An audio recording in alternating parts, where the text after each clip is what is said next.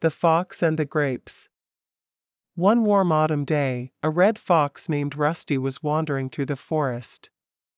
His belly was stuck to his back and he was growling with hunger.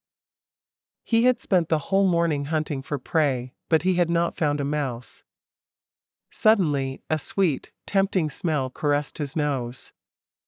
Rusty looked up and right next to a field, he saw a thick vine climbing a stone wall.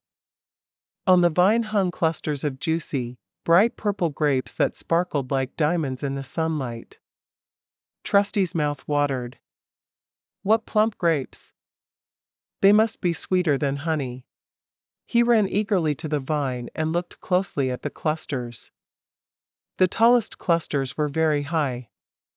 He stood on his hind legs and pulled himself up as far as he could, but he couldn't reach them.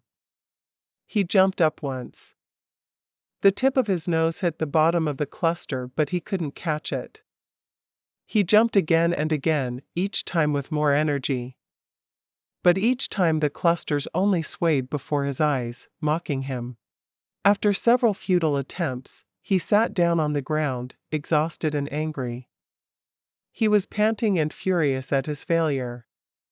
He cast a jealous glance at the juicy clusters that were out of reach.